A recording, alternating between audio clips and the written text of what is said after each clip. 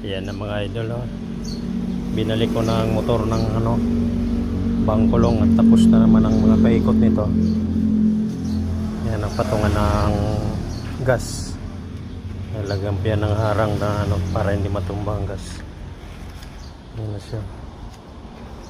Ayos na to. Nandiyan na yung kalan sa loob. Pang ibabaw na lang mga idol ang kulang. Ito na lang. Wala pang budget kaya hindi matapos-tapos. So ito paikot, okay na to. Yan. Nakahanda na to tumakbo at maglako. Ito pa pala. Pinturahan pa tong babaw. Tinapos ako sa pintura kaya hindi natapos. Dalawang yun lang kasi. Pero madali na lang yan kasi lang naman to eh.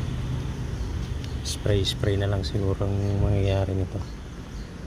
So yan po ang update ng ating nire-restore na bangkulong. Okay na po siya. Ang loob tapos na.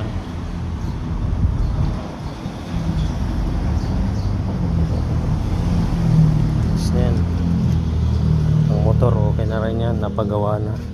Medyo nag-overflow lang ang gasolina kung minsan pero nawawala din naman siguro sa carburetor na yan. Ito na ang kaldero mga idol, ready na yan.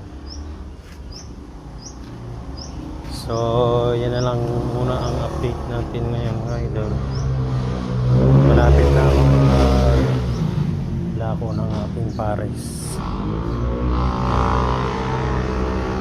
ready na yan.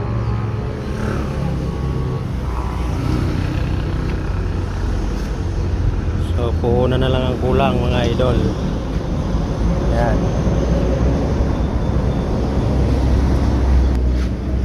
Ito bibenta ko para sa pangpuhunan. Gusto nyong maibigan nyo yan, benta ko yan. PM nyo lang ako kung sinong may gusto. Ayan o, hindi na kayo mababasa dyan at ginawa ko ng harapan. Konting lang to, restore na lang din ang kulang nito. Walang rehistro, 6 na buwan ang hindi nakarehistro. Bibenta ko para pampuhunan ko sa pares. Kasi pag nagpares ako hindi na to masyadong magagamit. Yun ang bangko lang ang magagamit.